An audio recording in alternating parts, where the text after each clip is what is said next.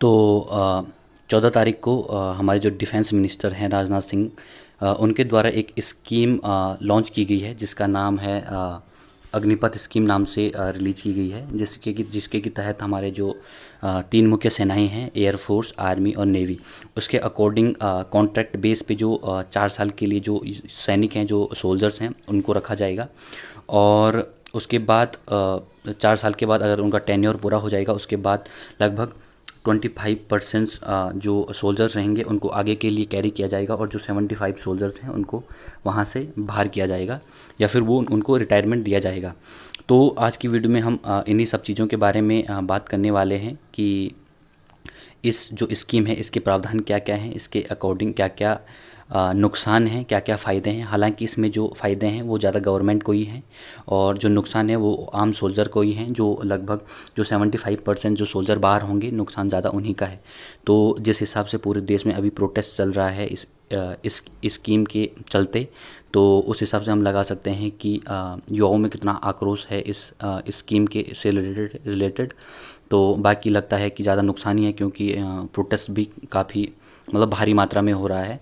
तो हम इसके प्रावधान देखेंगे, क्या क्या इसमें एज रिलैक्सेशन है, या क्या फिर क्या क्या इसमें सैलरीज होंगी, या फिर क्या क्या चीज़ें इसके अंदर आएंगी।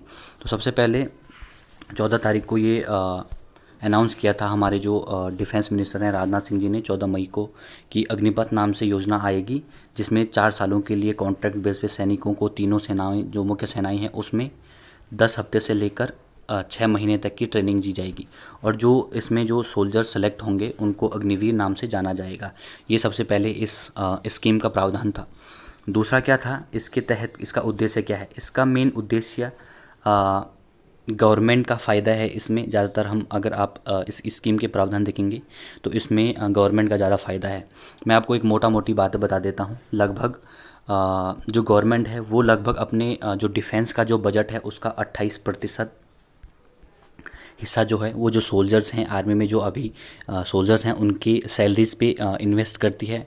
उसके बाद जो 26%, ऑलमोस्ट लगभग 26% जो डिफेंस बजट का जो हिस्सा है वो लगभग जो एक्स आर्मी वाले हैं, जो मीन्स जो रिटायर्ड हो गए हैं, उनकी जो पेंशन है वो लगभग अभी हमारे पास 32 लाख के आसपास जो सोल्जर्स हैं वो रिटायरमेंट हो चुके हैं, और वो अभी अपनी पेंशन लेते रहते हैं। तो लगभग उसका 26% हिस्सा जो है वो इस पेंशन में चला जाता है। तो गवर्नमेंट का इस स्कीम के तहत उद्देश्य ये है कि जो ये डिफेंस बजट का जो लगभग आधा हिस्सा जो ये खर्च होता है, ये खर्च किसी और चीज़ में किया जाए, या फिर ये जो हिस्सा है, ये डिफेंस का हिस्सा है, इसको बचाया जाए। तो ये जो हिस्सा है ये गवर्नमेंट इस अग्निपथ स्कीम के तहत बचाना चाहती है। तो ये गवर्नमेंट का इसमें एक फ़ायदा है। दूसरा फ़ायदा मैं गवर्नमेंट का इसमें ये देखता हूँ कि लगभग अभी अगर आप देखोगे तो आर्मी की जो, अगर हम दूसरे देश की सेनाओं की बात करें तो जो हमारे इंडिया की सेना है उसमें लगभग औसत एज, हम अगर टोटल जितने आर्मी में भर्ती हैं उनकी औसत एज लगभग 32 साल है। उसी के हम अगर कंपैरिजन करें यूके से, यूके के जो सैनिक हैं उनकी 30 साल है, वहीं यूएसए की 27 साल है। अगर इस स्कीम के तहत अगर युवा जाता है तो इंडिया की एज लगभग 26 साल एवरेज एज हो जाएगी व्यक्ति की। तो इसमें क्या हो जाएगा कि सब युवा होंगे, और युवा होंगे तो फिर जो पुराने हैं उसके अकॉर्डिंग युवा ज़्यादा होंगे, तो हमारी एवरेज एज तो कम हो ही रही है। इसके अकॉर्डिंग जो कॉन्ट्रैक्ट बेस पे जो युवा हैं वो बाहर भी होते जाएंगे। तो गवर्नमेंट का इसमें फ़ायदा ही फ़ायदा है, आप देख सकते हैं। अगर हम दोबारा इसकी फ़ीस स्ट्रक्चर की बात करेंगे, अगर आप इस फॉर्म को भरेंगे तो इसमें 0 रुपये हैं। उसके बाद इस स्कीम की जो एज लिमिट है वो एज लिमिट हमारे 17.5 साल से 21 साल कर दी गई है। हालांकि कल रात में एक नोटिफिकेशन पढ़ा था, उसमें आप देख सकते हैं कि Agnipath scheme age limit for 2022 recruitment increase by 23 years. तो पहले 21 साल थी, उन्होंने कोविड को 2 साल चलते हुए उन्होंने 23 बढ़ा दी गई है। तो इसमें 2 साल बढ़ा दी गई है।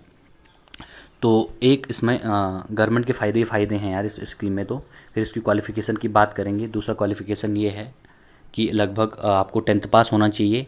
10th पास के बाद अगर आप बाद में सोल्जर के बाद वहाँ से रिटायर हो जाते तो आपको 12th की डिग्री वो वहीं से देंगे, ये सरकार की स्कीम ने कहा है। और दूसरा इसमें उन्होंने ये कहा है कि जो स्टेट गवर्नमेंट है, ये जन यूपी की गवर्नमेंट ने ये कहा है कि जो सोल्जर्स हैं जो इसके बाद रिटायर आएंगे उनको हम जो पुलिस की भर्ती होगी या फिर ऐसी कोई जो गवर्नमेंट के एग्ज़ाम्स होंगे उसमें हम कुछ % रिलैक्सेशन देंगे। तो ये गवर्नमेंट का कहना है अभी, हालांकि देखते हैं ये सारी चीज़ें कब तक इम्प्लीमेंट होती हैं। इसकी प्रोसेस के बारे में बात करते हैं। इसकी प्रोसेस सेम वैसी होगी जैसे कि आर्मी की होती थी, रेज़ और फिर मेडिकल और रिटर्न टेस्ट वगैरह, उसके बाद प्रोसेस होगी। हालांकि इसमें भर्तियां ज़्यादा निकलेंगी, साल में 2 बार ये भर्ती होगी और लगभग इस साल अभी तक लगभग 45,000 ऐसे कुछ भर्ती आएगी शायद, उतना मुझे कंफर्म नहीं है उसके बारे में। और हर साल लगभग हर साल लगभग इसी के आसपास भर्तियां आती रहेंगी। तो सैलरीज़ की बात करते हैं। सैलरी में इन्होंने कहा है कि पहले जो साल है उसमें लगभग 30,000 तक मासिक वेतन मिलेगा। 30,000 में से कुछ 20 to 30% ये कट जाएगा, TADA के अकॉर्डिंग ये सारा कट जाएगा। फिर नेक्स्ट ईयर आपको 35 मिलेंगे, फिर उसके नेक्स्ट ईयर आपको 36,500 मिलेंगे, उसके नेक्स्ट ईयर आपको 40,000 मिलेंगे।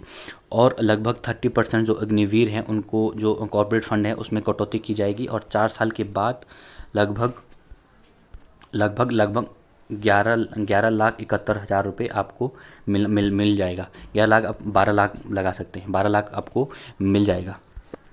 बाकी इसमें इन्होंने इसका स्लिप दे रखी है कि किस किस हिसाब से होगा। बाकी अगर आप वहाँ से रिटायर होते हो तो एक उसमें यह है कि जो आप बैंक से लोन लेते हो या फिर कुछ करते हो तो उसका आपको प्राथमिकता मिलेगी उसमें।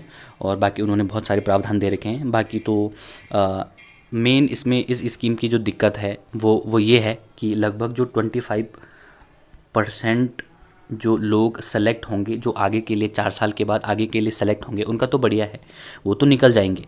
लेकिन मेन दिक्कत उन 75% लोगों की है जो इस स्कीम के तहत बाहर होंगे।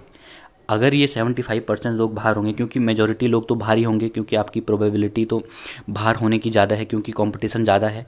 तो फिर 25% सेलेक्ट होंगे तो 75% बाहर भी होंगे। तो इसमें नुकसान इन 75% का है। तो कि उसके बाद इनके लिए क्या प्रावधान लाया जाता है या फिर कुछ सरकार इनके लिए कुछ करती है या फिर ऐसा कुछ होता है कि इस स्कीम के तहत कुछ टेन्योर बढ़ा दिया जाए या फिर कुछ ऐसी इसमें सुधार किया जाए। अब देखना ये है, जिस हिसाब से प्रोटेस्ट हो रहा है उस हिसाब से लगना तो चाहिए कि कुछ सरकार को इसमें संज्ञान लेना चाहिए, क्योंकि ये तो युवाओं का सवाल है। अगर युवा ही खुश नहीं होंगे तो फिर भर्ती करने का मतलब ही क्या है उतना। तो बाकी तो देखते हैं कि अब इसमें क्या क्या प्रावधान लाते हैं गवर्नमेंट। तो बाकी आप अपने विचार कमेंट में बताइएगा कि आपको इस स्कीम के नुकसान या फ़ायदे अपने हिसाब से, जो भी आपने अभी तक इस स्कीम का रोड मैप देखा होगा। तो आज की वीडियो में इतना ही। धन्यवाद।